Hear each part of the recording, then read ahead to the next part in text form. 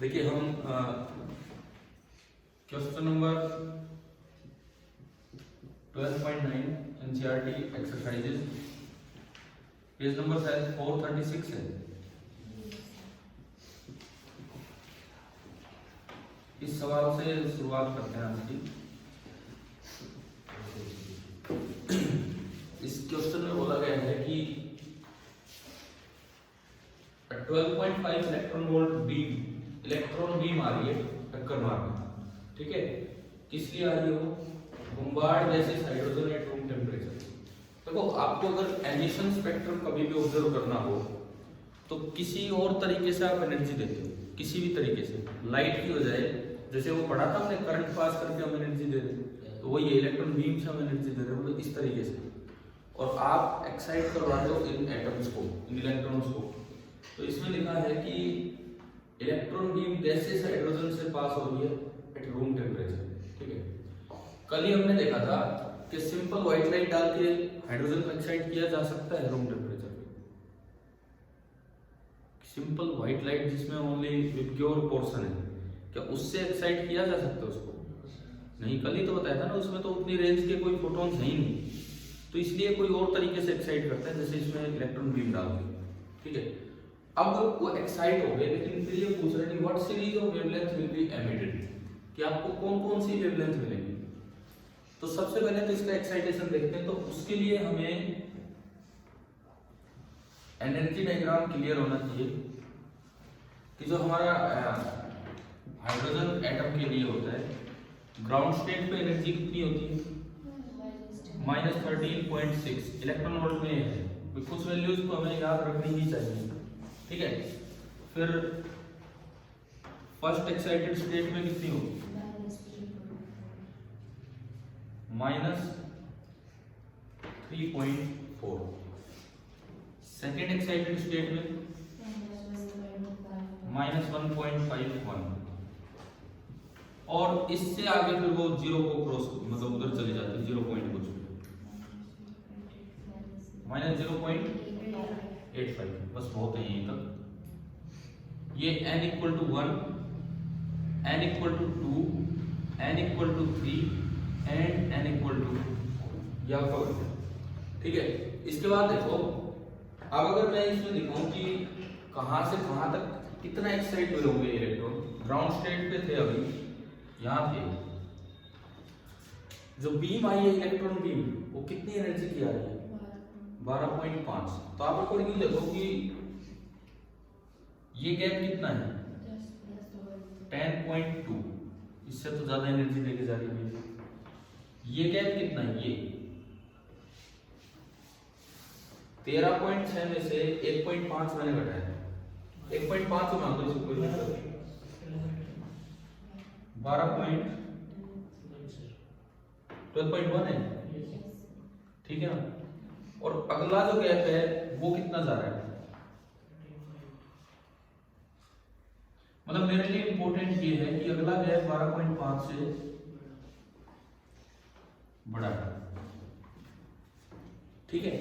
Electron beam इतनी energy नहीं दे सकती 12.5 से ज्यादा, क्योंकि इसकी खुद की एनर्जी कितनी है? 12.5। तो ज्यादा से ज्यादा इलेक्ट्रॉन को कहां तक पहुंचा पाएगी? थर्ड तक, समझ रहे हो? थर्ड तक पहुंचने के लिए 12.1 चाहिए था, और ये यूं आ गया। अब इसमें भी एक खास बात है, अगर ये फोटोन डाले जाते, अगर ये फोटोन डाले जाते 12.5 के, तो ये यहां तक भी नहीं पहुंचता। क्या फोटोन में ऐसा होता है कि उसका टुकड़ा तोड़ के आपने एब्जॉर्ब कर दिया और बाकी था? क्या 12.5 पे कोई लेवल है बीच में? नहीं, तो ये कहीं नहीं पहुंचता। परंतु और किसी तरीके से एनर्जी दे रहे हो तो आप उसका कुछ पार्ट ले सकते हो। याद रह जाएगी नहीं बात, है ना। तो ये यहां एक्साइट होकर यहां आ गया n = 3। अब पूछा है कि कौन सी सीरीज ऑफ वेवलेंथ मिलेगी। तो एक्साइटमेंट तो आपने करवाया है, लाइट का यूज नहीं किया, बल्कि इलेक्ट्रॉन बीम का यूज किया। तो एब्जॉर्प्शन स्पेक्ट्रम तो मिला नहीं। एब्जॉर्प्शन स्पेक्ट्रम तो कब मिलता? जब आपने लाइट का यूज करके इसको एक्साइट करवाया होगा। अब एक बार ये एक्साइट हो गया, एक बार ये इलेक्ट्रॉन यहां पहुंच गए, अब जो मुझे मिलेगा कौन सा स्पेक्ट्रम होगा? Emission spectrum. अब जो हमें मिलेगा दैट इज एमिशन स्पेक्ट्रम। ठीक है। और इस एमिशन स्पेक्ट्रम में कल ही हमने फॉर्मूले वगैरह पढ़े थे, कितनी डिफरेंट लाइंस मिलेंगी भाई, 3 से और लास्ट 1 तक उतरना है, 3 से 1 तक उतरना है। देखो आप उस फॉर्मूले को उस तरह से मत याद करो, 3 से 1 तक पहुंचने के टोटल तरीके, पहले इनका डिफरेंस 3 - 1 2, ठीक है, फिर उसमें 1 ऐड कर दो 3 डिवाइड बाई 2। तो आप फॉर्मूले भी याद कर सकते हो n × n + 1/2 दूसरे वाला फॉर्मूला, लेकिन ये ज्यादा आसान तरीका है। 3 से 1 तक आने के कितने तरीके हैं, तो आप डिफरेंस देखो 3 - 1 2, उसमें 1 ऐड करो और डिवाइड बाई, है ना, 2 से 2 गया, यानी कि टोटल कितनी डिफरेंट लाइंस मिलेंगी। अब वो 3 लाइन अपने आइडेंटिफाई कर लो, यहीं से 3 लाइन आइडेंटिफाई कर दो। कौन कौन सी 3 लाइन, देखो या तो वो डायरेक्टली उतर आए, डायरेक्टली उतर आया तो लाइनन सीरीज की ये कौन सी लाइन है, अल्फा लाइन। बताओ लाइनन सीरीज की कौन सी लाइन,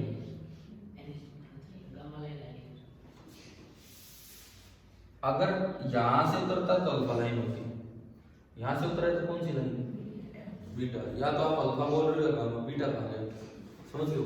तो दिस इज के बीटा लाइन, के बीटा मतलब के सेल में आया और बीटा वाली लाइन, एक लाइन मिली। 3 लाइन कौन कौन सी हैं, या तो के बीटा होगी, या फिर ऐसा भी तो हो सकता था कि वो यहां से यहां उतरता एंड देन यहां से यहां उतरता। ये कौन सी लाइन है, अल्फा लाइन, ये तो के बीटा है, ये एल सेल में उतरा है और कौन सी लाइन है, अल्फा लाइन, बामर सीरीज की अल्फा लाइन, ठीक है। बामर सीरीज की अल्फा लाइन आपको मिल सकती है, या फिर लाइमन सीरीज की, तो दिस इज के अल्फा, लाइमन सीरीज की अल्फा लाइन। 3 लाइन आपको मिल गई। अब हमें क्या चाहिए, एक की वेवलेंथ होता है, फ्रीक्वेंसी। ये पूछता है कि what series of wavelength, wavelength बताना है। तो वेवलेंथ का हमने एक दिन वो अल्फा बीटा गामा मैंने आपके लिए काम दिया था, जब मैं कंप्लीट कर देना किया होगा शायद वो, है ना। तो वही ढूंढ ढूंढ के लिखनी है। जैसे फॉर एग्जांपल मुझे के अल्फा लिखना हो, इसकी वेवलेंथ लिखनी हो, तो फॉर्मूला मेरा था 1 λ is equal to r × 1/1² minus 1/2²। ये इसके लिए मैं लिख रहा हूँ के अल्फा लाइन के लिए, ठीक है। कितना है 1 - 1/4 3/4, उल्टा करोगे तो लैम्डा आपका निकल के आया 3/4, तो 4/3 आ गया, पहला हो गया। ये के अल्फा होगा। के बीटा लाइन चाहिए, तो फिर से आपने फॉर्मूला लगाया 1 λ r × 1/1²। के सेल है मतलब 1 में उतरेगा, लाइन सीरीज है नहीं। ये जो आपकी लाइन मिली है, ये कौन सी सीरीज है, लाइन सीरीज, ठीक है। तो 1 - 1/9 8/9, तो रेसिप्रोकल करोगे तो लैम्डा आ गया 9/8r, ठीक है। और तीसरी एक जो लाइन मिली वो हमारी बामर सीरीज की मिलेगी, और वो वाली लाइन क्या है, एल अल्फा। और इसके लिए अगर आप फिर से यही फॉर्मूला लगाएं एल अल्फा के लिए, तो 1/λ is equal to r × 1/2² minus 1/3²। 1/4 minus 1/9 36 LCM, ऊपर 5 बचेगा, 9 - 4, तो 5r/36, यानी कि जो तीसरा लैम्डा है वो आएगा 36/। अब डिपेंड करता है क्वेश्चन में, अगर ऑब्जेक्टिव टाइप का ऑप्शन आर में दिए हैं या ऑप्शन डायरेक्ट वैल्यू है, तो आप आर की वैल्यू को जानते हैं, रिडबर्ग्स कांस्टेंट है ना, वो वैल्यू आप पुट करके और देख सकते हैं। क्या ये सवाल समझ में आया एमिशन स्पेक्ट्रम का। इसमें एक बात ये याद रखना, अगर ये इतनी एनर्जी का फोटोन जाता तो इलेक्ट्रॉन उसे एक्सेप्ट नहीं कर पाता। क्यों? क्योंकि 12.5 पे कोई लेवल है नहीं उतनी एनर्जी बढ़ा के, ठीक है। और किसी तरीके से दे रहे तो आप उसका कुछ पार्ट एब्जॉर्ब करके और फिर वहां तक जा सकते हैं। बताइए क्या इतना समझ आ गया है? ठीक है, कर लीजिए जी, उसमें क्वेश्चन नंबर डाल के नोट कर लीजिए।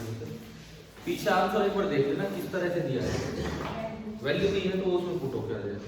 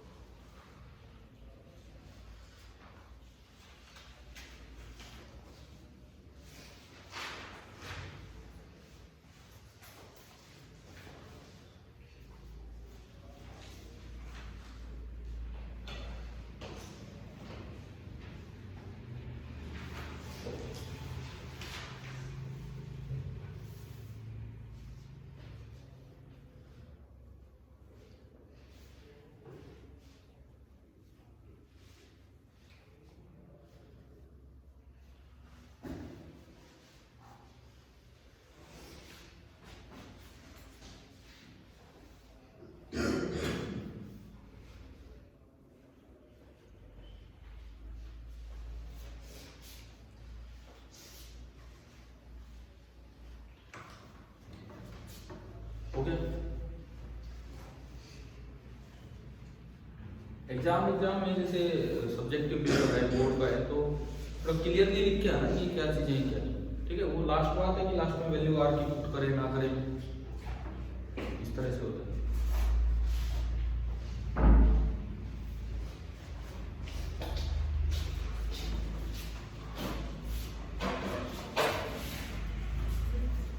अब देखो इसके बाद सुनो,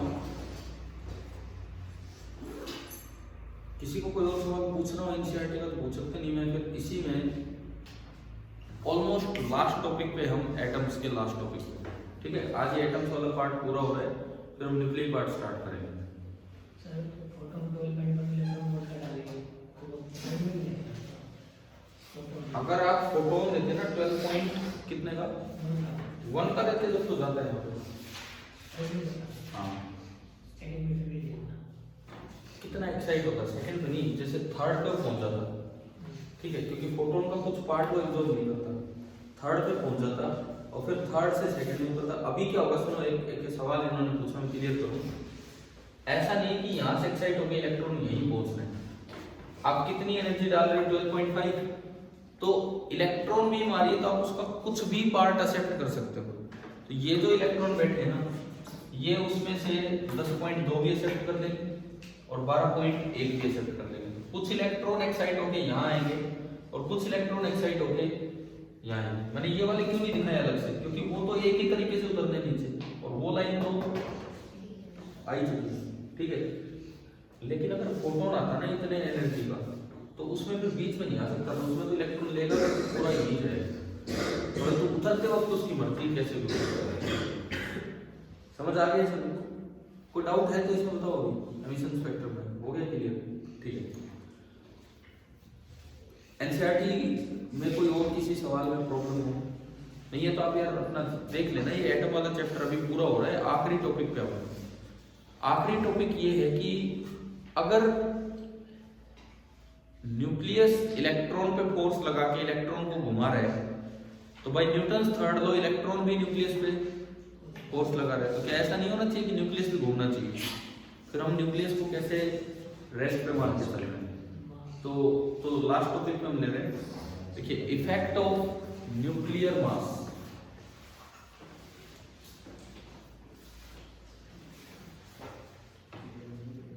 effect of nuclear mass on relative motion of nucleus and electron. Effect of nuclear mass on relative motion of nucleus and electron.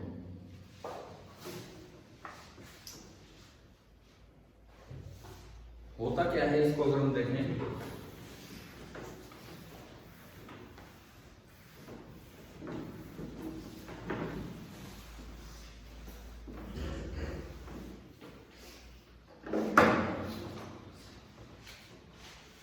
देखो मैं एक सिंपल से कॉन्सेप्ट पे चलता हूं एक बार।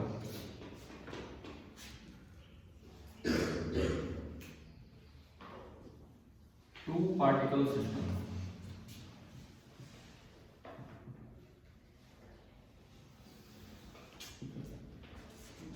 मान लीजिए एक पार्टिकल है, अभी मैं किसी न्यूक्लियस और इलेक्ट्रॉन पे नहीं जा रहा, जिसका मास कितना है m1। एक दूसरा पार्टिकल है जिसका मास है m2, और थोड़ा मैं पास में हूं, और हमने कहा कि m1 ज्यादा है किससे, m2 से, और ये हमें दिया गया है कि both the particles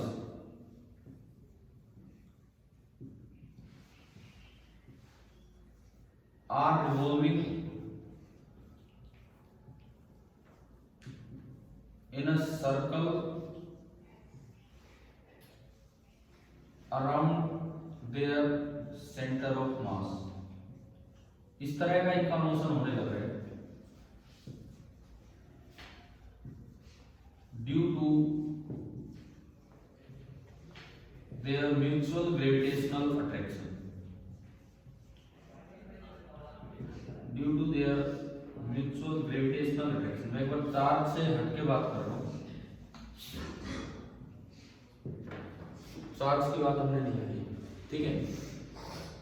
अब देखो इसमें क्या होगा, सबसे पहली बात इसका सेंटर ऑफ मास होगा कहां? सपोज इनके बीच की दूरी r है, तो सेंटर ऑफ मास हैवी की तरफ होता है m1 m2 में से। हैवी हमने माना है m1 क्योंकि एक न्यूक्लियस हैवी मिलेगा इलेक्ट्रॉन से, तो थोड़ा थोड़ा उस तरफ जा रहे हैं। मैंने माना कि भाई ये जो पोजीशन है, this is the position of centre of mass.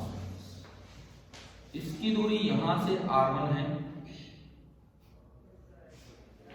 और इसकी दूरी यहां से कितनी है, r2।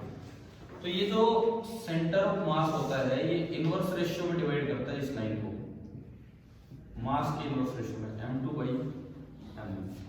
r1 by r2 होता है m2 by m1, ठीक है। या फिर इसको और थोड़ा सही तरीके से लिखें तो r1 की वैल्यू होगी जो पूरा r है उसके m1 plus m2 हिस्से कर दीजिए, पूरा r के m1 plus m2 टुकड़े कर दीजिए, और m2 पार्ट्स पे रेशियो में तोड़ना आता होगा आपको, जैसे 3:5 में बांटना है किसी लेंथ को, 8 हिस्से करके 3 से को मल्टीप्लाई करो, ऐसे करते हैं, ठीक है। एंड r2 कितना होगा, r2 r upon m1 plus m2 और इनटू क्या आ जाएगा m1। क्लियर है, ठीक है। उसके बाद देखो हमारे पास इसका पार्ट का रेडियस आ गया, इसके पार्ट का रेडियस आ गया, ये दोनों अलग अलग सर्कल में घूम रहे होंगे, ये जो दोनों के दोनों पार्ट्स हैं, ये जो m1 है ये r1 रेडियस के सर्कल में इस सेंटर ऑफ मास के अराउंड चक्कर काट रहा होगा, ठीक है। और जो m2 है वो कितने रेडियस में चक्कर काट रहा है, m2 वाला r2, ये जो इतना बड़ा इसका सर्कल बनना है, ये यूं घूमता रहेगा, ठीक है। असल मोशन ऐसा होता है। अब मैं किसी भी एक के मोशन को देखूं, किसी भी एक के मोशन को, फॉर एग्जांपल m1 के मोशन को मैंने देखा, सेंटर ऑफ मास तो खाली जगह है, कुछ नहीं है। m1 पे फोर्स कौन लगा रहा है? m2। m1 पे एक फोर्स इधर लग रहा है, m2 का फोर्स लग रहा है। और अगर मैं ग्रेविटेशन की बात कर रहा हूँ, यहाँ तो इलेक्ट्रोस्टैटिक आ जाएगा न्यूक्लियस में। ग्रेविटेशनल फोर्स का फॉर्मूला होता है G m1m2/r²। तो ये जो फोर्स लगा, अगर मैं m1 पे इक्वेशन बनाऊं न्यूटन्स लॉ की, तो जो फोर्स लगा that is G m1m2/r²। This is equal to net force बराबर होता है मास इनटू एक्सेलरेशन। इसका मास कितना है? m1, और इसकी एक्सेलरेशन, सपोज ये घूम रहे इस समय v1 स्पीड से, और ये घूम रहे इस समय v2 स्पीड से। सेंट्रीपिटल एक्सेलरेशन का फॉर्मूला होता है v²/r। तो इसकी स्पीड v1 और इसके रेडियस कितना है? r। आप बताओ क्या ये इक्वेशन समझ आई है कि नहीं? क्लियर हुआ? m1 से m1 कैंसिल आउट हो गया, ठीक है। यहां से मैं अगर v1² निकालूं, v1², तो वो आ रहा है G m2 into r1 divided by r²। एक बार चेक करो, ये सही आ गया, समझ आ गया ना? क्या ठीक है। अब r1 है ये, जब आप ये r1 इसमें पुट करेंगे तो v1² कितना आया?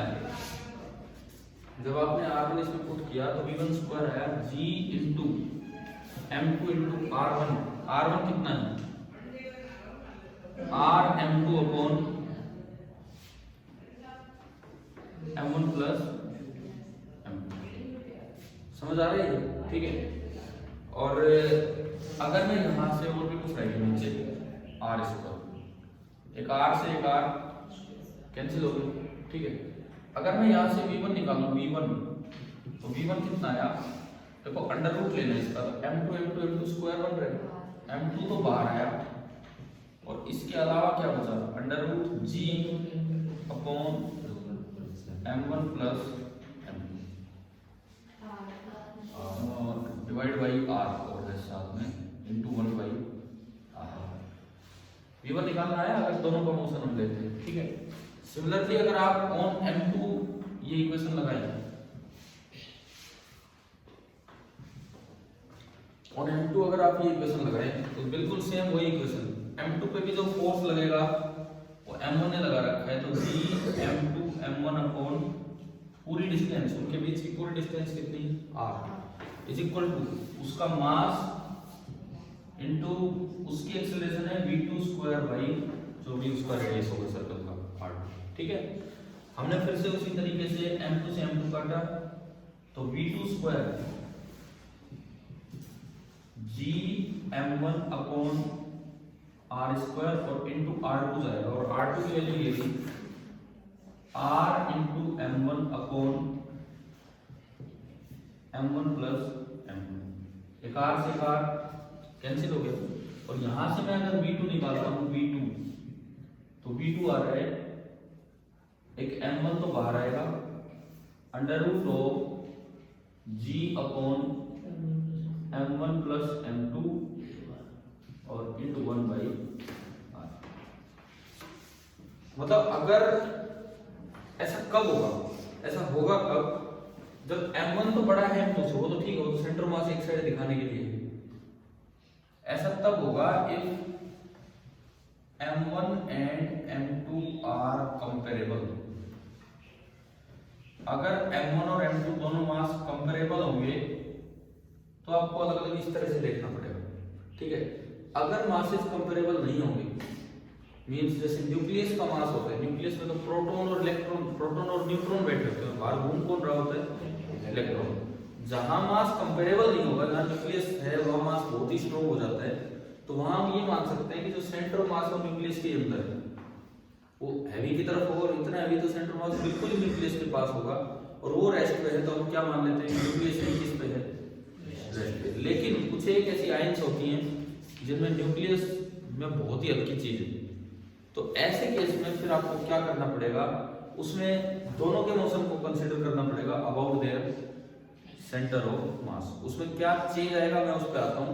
आपने हेडिंग क्या डाली है, इफेक्ट ऑफ न्यूक्लियर मोशन, ठीक है। इसके अंदर पहला काम नंबर 1 टू पार्टिकल सिस्टम, और ये आप करके दिखा फर्स्ट पार्ट।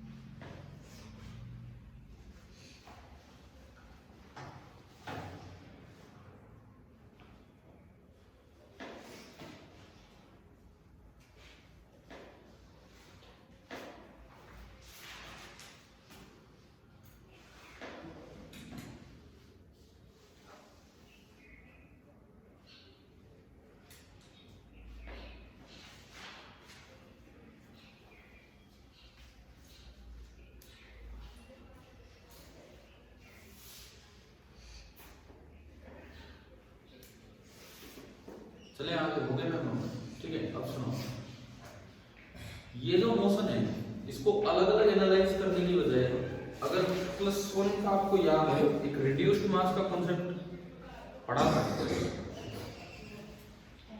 आपको ध्यान है या नहीं? इसलिए भी हो सकता है ध्यान कि रिसेंटली क्लास में आया हो ये वाला पॉइंट, इसलिए याद हो गया ना, वैसे याद था। तो +1 में हम लोग ये पढ़ते हैं कि जब भी कभी 2 पार्टिकल सिस्टम आए तो दिस इज इक्वलेंट टू कि जैसे आप R1 R2 मत निकालो, इतनी दूर R एक फिक्स पॉइंट से दूसरे पॉइंट को घुमा दो, लेकिन उसका मास कितना ले दो, रिड्यूस्ड मास। और रिड्यूस्ड मास का फॉर्मूला क्या था, m1 m2 m1 m2, उसे हम म्यू से रिप्रेजेंट कर देंगे। ठीक है, नंबर 1 ये हो गया आपका। अब लिखो नंबर 2। दूसरी बात आप इसमें पॉइंट नोट कीजिए, द रिलेटिव मोशन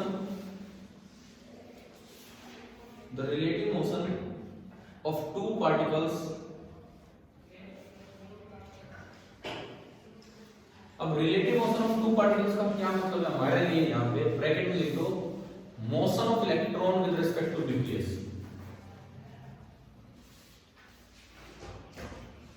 हमारे लिए इस बात का मतलब है motion of electron with respect to nucleus is equivalent to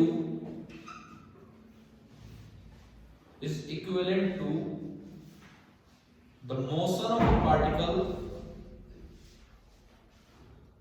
is equivalent to the motion of a particle of mass equal to reduced mass equal to reduced mass, bracket में mu लिख देना, mu under a force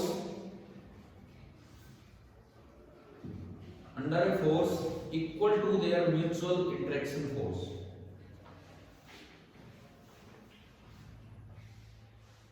under a force equal to their mutual interaction force.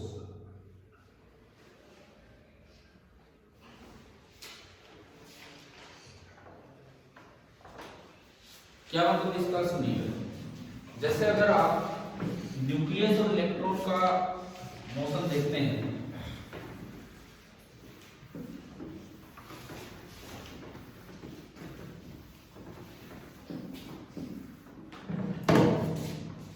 देखो अगर आप ये nucleus है,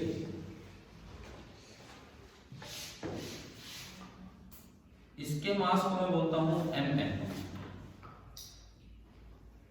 इसके बाहर घूम रहे इलेक्ट्रॉन,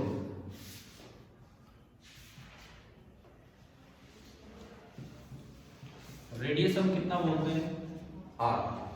ये r रेडियस तब है जब न्यूक्लियस किस पे है, रेस्ट पे, जो मान के चल रहे हैं।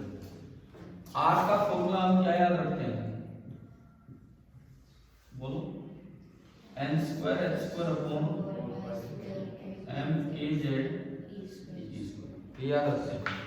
यहाँ पे एक इलेक्ट्रॉन का मास है me, न्यूक्लियस का मास mn और इलेक्ट्रॉन का मास me। ऐसा तब होता है जब न्यूक्लियस रेस्ट पे हो। न्यूक्लियस रेस्ट पे तब होगा जब mn बहुत ज्यादा हो, किससे, me से। भाई होगा क्या, सेंटर ऑफ मास रेस्ट पे रहेगा। अगर न्यूक्लियस बहुत हैवी है ना, तो जो सेंटर ऑफ मास इन दोनों का वो बिल्कुल न्यूक्लियस के पास आ जाएगा, समझ रहे हो। अगर न्यूक्लियस बहुत हैवी है तो सेंटर मास बिल्कुल न्यूक्लियस के पास आ जाएगा, तो वो किस पे रहेगा, रेस्ट पे रहना है। तो इसका मतलब न्यूक्लियस भी किस पे बैठा हुआ है, रेस्ट पे। समझ में आ रहा है। लेकिन ये ऐसा इसमें होता है, अर्थ और moon system, earth moon system में सेम होता है। हम क्या बोलते हैं कि अर्थ के चारों तरफ कौन चक्कर काट रहा है, मून। असल में ऐसा होता है, दोनों का जो कॉमन सेंटर ऑफ मास है ना, उसके अराउंड दोनों घूमते हैं, परंतु कॉमन सेंटर ऑफ मास अर्थ की तरफ है, अर्थ के अंदर लाई कर रहा है, क्योंकि अर्थ का मास बहुत ही ज्यादा है एज कंपेयर टू मून। तो क्योंकि सेंटर ऑफ मास रेस्ट पे रहना है दोनों में, तो अर्थ ही मून के रिलेटिव रेस्ट पे मान के उसको घुमा दे। क्लियर है, सेम वही सिस्टम यहाँ पे। तो अगर ऐसा होता है तो रेस्ट पे मान के भी हो जाता है। लेकिन if mass of nucleus, example लेंगे इसका भी, is comparable to mass of electron। अगर मास ऑफ न्यूक्लियस कंपेरेबल है मास ऑफ इलेक्ट्रॉन के, तो वहां पे आपको करना क्या है, रिप्लेस, अब मैं डायरेक्ट रिजल्ट की तरफ आ रहा हूं, me बाई म्यू। आप फॉर्मूला में me को म्यू से रिप्लेस कर दीजिए, और म्यू क्या होता है, m1 m2 रिड्यूस्ड मास, ये क्वेश्चन में बढ़ा दिया जाता है m1 m2 अपॉन, मैं दोबारा से उन प्रूफ्स पे नहीं जा रहा हूं, m1 plus m1 m2 upon m1 plus m2, ये होता है। ठीक है, अब अगर ऐसा इसमें डालोगे तो जो नया रेडियस होगा, मैं उसे r डैश से बोलता हूं इनथ ऑर्बिट का, तो देखिए n square h square upon 4 pi square k z square तो है, k है 1/4 पाई एप्सिलॉन। ठीक है, लेकिन जो me था उसकी लिए क्या आ जाएगा, mass of nucleus, mass of electron, और ऊपर जाएगा Mn प्लस n। खाली रेडियस के फॉर्मूले नहीं, एनर्जी के भी फॉर्मूले, जिस भी फॉर्मूले में मास आ रहा था वो m की जगह म्यू आ जाएगा अगर न्यूक्लियर मोशन भी स्टार्ट हो गया। ठीक है, ये बना लो एक।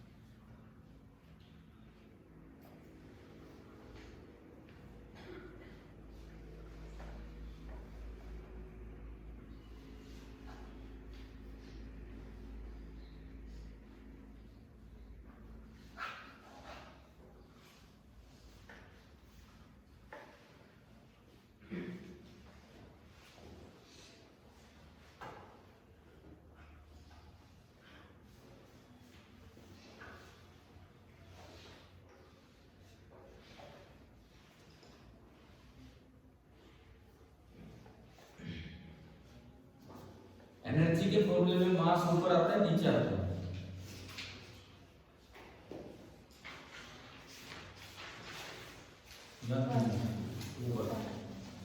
एनर्जी के जो फॉर्मूले थे -2 पाई स्क्वायर वाले वो, उनमें मास ऊपर आता है, तो थोड़ा ये याद रखना पड़ेगा, वहां पे m की जगह क्या आ जाएगा, म्यू आ जाएगा। कहीं भी न्यूक्लियर मोशन आया, वेलोसिटी के फॉर्मूले में मास किधर आता है, मास आता ही नहीं। ठीक है, तो उसका फॉर्मूला चेंज नहीं होगा। समझ में आ गया ना, खाली रेडियस नहीं, हर जगह ऐसे ही होगा। एक क्वेश्चन लिखते हैं इस पे,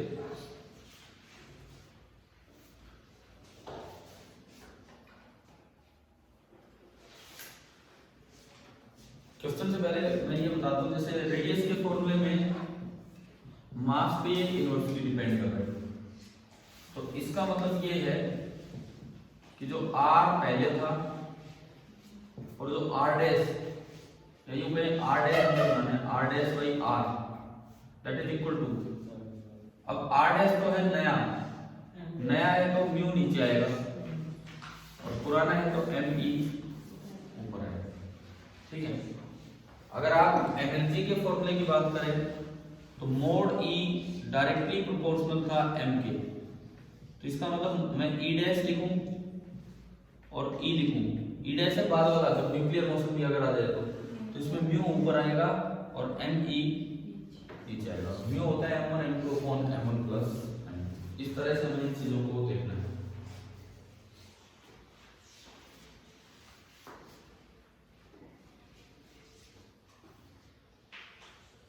एक आयन होती है जिसको बोलते हैं पॉजिट्रोनियम आयन। क्या होती है,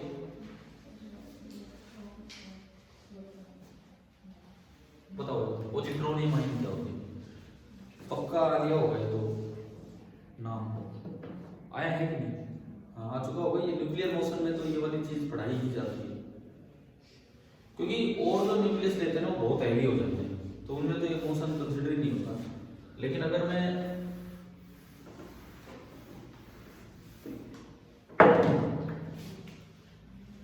एग्जाम्पल दूं इस न्यूक्लियर मोशन का,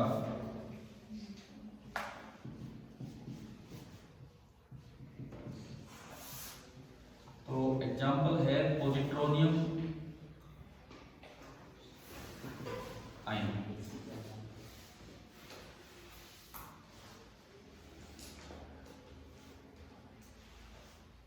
क्या होता है पॉजिट्रोनियम आयन? एक ऐसी आयन है, एक स्पेशल आयन जिसमें दो पार्टिकल होते हैं। एक तो क्या है, इलेक्ट्रॉन, ठीक है, लेकिन इसको क्या बोलते हैं, पॉजिट्रोनियम। आयन लिखने की जरूरत नहीं है, पॉजिट्रोनियम है। आयन तो तब भी वर्ड यूज किया जाता है जब ये नेट चार्ज नॉन जीरो, ठीक है। अब पॉजिट्रॉन क्या होता है? पॉजिट्रॉन का क्या मतलब होता है? एक ऐसा पार्टिकल जिसका मास तो इलेक्ट्रॉन के जितना है और चार्ज प्रोटॉन के जितना। पॉजिट्रॉन का मतलब है एक ऐसा पार्टिकल जिसका मास तो me है और चार्ज प्लस e है। और ये एक ऐसा पार्टिकल है जिसका मास me है और चार्ज माइनस e। तो आप बताओ यहाँ पे न्यूक्लियर मोशन, अगर मैं इसको न्यूक्लियस मानूं तो न्यूक्लियर मोशन होगा ही नहीं। क्या मास न्यूक्लियस का बहुत है भी है? इसका मतलब दोनों चक्कर काटेंगे, ठीक है ना।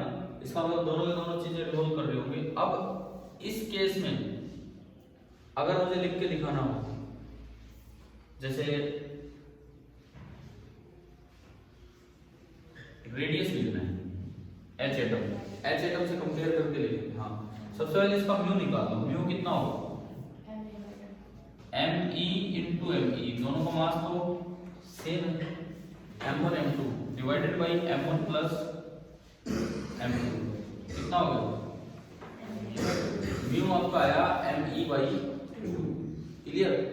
म्यू ये आ गया। तो अब अगर मुझे रेडियस चाहिए, तो अभी थोड़ी देर पहले हमने देखा था कि रेडियस me के इनवर्सली प्रोपोर्शनल है। तो r is inversely proportional to mass, और m को रिप्लेस करना है म्यू से, और म्यू आधा हो गया तो रेडियस डबल। इसका मतलब इसमें जो रेडियस होगा, this will be 2 times radius in hydrogen atom. जैसे फर्स्ट ऑर्बिट का रेडियस बताना हो, फर्स्ट ऑर्बिट का, तो 2 टाइम्स 0.529 एंगस्ट्रॉम। ये आप देख लेना कितना। ये एक एग्जांपल नोट कर दो उसमें कि न्यूक्लियर मोशन कहाँ आ सकता है, कैसे यूज होगा।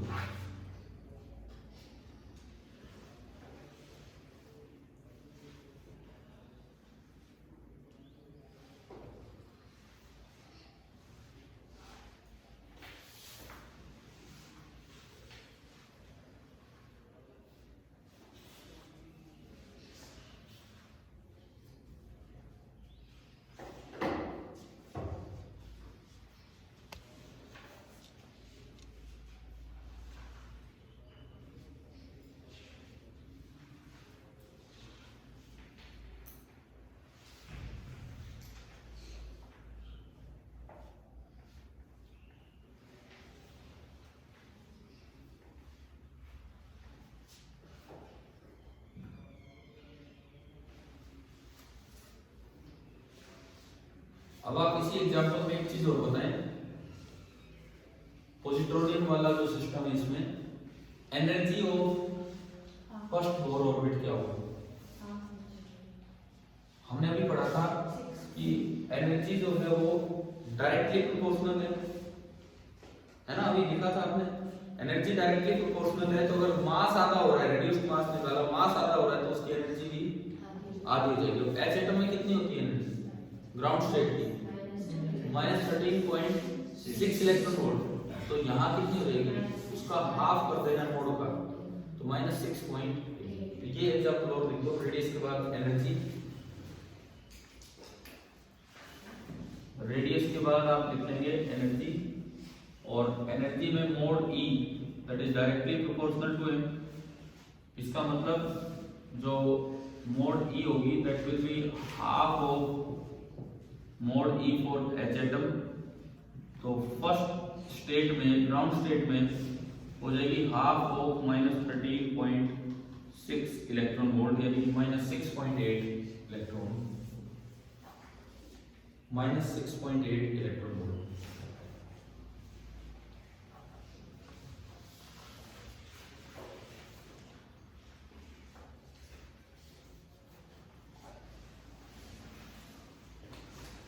ठीक है, यहाँ तक ये चैप्टर आया समझ में एटम्स वाला। अब सुनो, कम से कम आप आज घर जाके ये जो इसमें एटम्स वाला चैप्टर जो एनसीईआरटी में दिया है, देखो अभी पीछे वाला जो चैप्टर था ड्यूअल नेचर का भी एनसीईआरटी डिस्कशन बचा हुआ है। ठीक है, हम करेंगे उसमें एडिशनल एक्सरसाइज तो काफी अच्छी है, तो लेकिन हम पहले एक बार आगे का काम करते जा रहे हैं। एक तो ना आप ये सॉल्ड एग्जाम्पल सारे करेंगे, 1 2 3 4 कितने हैं, 5 6 तो सॉल्ड एग्जाम्पल है। एक तो ये सॉल्ड एग्जाम्पल आपको देखने क्या है, करने हैं। क्लियर? इनमें एक आधा एग्जाम्पल ऐसा भी होगा जिनमें ग्रेविटेशन से कंपैरिजन करवा रखा होगा, या तो यहाँ या एक्सरसाइज में, तो वो देखना है आपको ध्यान से। अच्छा, इन 6 सॉल्ड एग्जाम्पल के अलावा कई बार क्या होता है, ये ब्लू कलर वाली लाइंस भी काफी काम दे जाती हैं। ये थोड़ा बीच में अलग रहती है। 10th की एनसीईआरटी बुक में डू यू नो नाम से होती है, डू यू नो, तो ये वही है डू यू नो, मतलब आपको पता है नहीं पता है तो वही पढ़ लो। ठीक है, कुछ एक तो साइंटिस्ट के बारे में पता रखा, वो तो अपनी जानकारी के लिए है। कुछ इन्होंने यहाँ पे ऑर्बिट वर्सेस स्टेट ये पढ़ के देखना, पेज नंबर 426 पे है। फिर फ्रैंक अर्ट्स एक्सपेरिमेंट है, ये पढ़ के देखना, पेज नंबर 428 पे है। सवाल आते देर नहीं लगती, 1 मिनट लगता है, और उसके बाद वो टॉपिक इंपॉर्टेंट हो जाते हैं, उसके बाद फिर वो पढ़ाए जाने लग जाते हैं ना। इसलिए मैं कह रहा हूँ कि हम क्यों वेट करेंगे, इस साल सवाल आएगा फिर अगले साल हमारे भाई बहन पढ़ेंगे, ठीक है ना, हमें पढ़ना होगा। लेजर लाइट थोड़ा सा दिया है, ये भी थोड़ा बहुत पढ़ना। ठीक है, पॉइंट्स टू पॉन्डर में मैंने सारे पॉइंट आपको नहीं पढ़ाए हैं, मैंने यार 1 2 पॉइंट पढ़ाए हैं। पॉइंट नंबर 6 पढ़ाया था मैंने, पॉइंट नंबर 7 हो सकता है, और सभी पॉइंट्स में कोई ना कोई नई बात समझ गए ना। मैं तो जस्ट एक शुरुआत करवा रहा हूँ भाई, आपको ये इस तरह से किताब पढ़नी है। एक्सरसाइज में आप आओगे, आधी एक्सरसाइज तो हमने करवाई दी होगी क्लास में, फिर भी जो आधे बचे हैं उनमें कुछ एक सवाल ऐसे हैं जिनमें ग्रेविटेशन से रिलेट कर रखा है इस चीज को, तो आपको ये भी पढ़ लेना है। तो यार मैं तो यही कहूँगा कि आज अब देखो 1 2 दिन आपकी दिवाली पे आपका टाइम भी रहेगा, स्कूल भी जाने की कोई वो दिक्कत नहीं आने वाली है, तो कम से कम एक चैप्टर तो पूरा करो ढंग से। हालांकि हम न्यूक्लियर स्टार्ट करेंगे, लेकिन मैं चाहूँगा उससे पहले आप नेक्स्ट क्लास में जब आए तो एटम में जो भी डाउट है वो अपना कंप्लीट करके लाए, पहले डिस्कशन हो उसके बाद हम आगे बढ़ें। ठीक है, न्यूक्लियर स्टार्ट करने से पहले मैं ये डिस्कशन चाह रहा हूँ, एटम वाला डिस्कशन। ठीक है, दूसरी बात, कल दिवाली है, कल आओगे नहीं आओगे मर्जी है आपकी, बताओ यार। जैसे नहीं आ रहे हो, वही देखो सुनो, हो सकता है आप गांव जाओगे, हाँ तो फिर वही बात है ना, फिर कोई थोड़ा भी इधर उधर जाएगा तो दिवाली वाले दिन भी फिर बिजी रहेगा। फिर ऐसा कर लेना, कल मत आओ, परसों, लेकिन फिर सुबह की बजाय छुट्टी है ना, परसों सभी की संडे है। हाँ समझ गए हो, फिर क्या होगा दिवाली रात को यार आप पता नहीं कब तो सोओगे, क्या है क्या नहीं, पूजन भी होता है, कोई पटाखे वटाखे भी करते हैं, क्या है जो भी, तो आप परसों की क्लास अपनी शाम को कर लेंगे। लेकिन इतना टाइम मिल गया, 2 दिन पूरे हैं, 2 क्या, आज का दिन रहा भी तो पूरा, कल का दिन रहा पूरा, मतलब काफी टाइम मिल गया यार। मैं तो चाह रहा हूँ एटम्स वाला पार्ट आप एक एक चीज इसकी करते हो, ठीक है, चाहे यहाँ से चाहे कहीं से भी, मतलब एटलीस्ट एनसीईआरटी वाला काम पूरा हो एटम से। अगली क्लास में न्यूक्लियर तब स्टार्ट होगा जब पहले आप एटम्स की अपनी प्रॉब्लम सोल्व करवा लेंगे, ठीक है, फिर हम न्यूक्लियर पे चलेंगे। तो ठीक है, आप मिलते हैं परसों शाम को, ठीक है, हैप्पी दिवाली।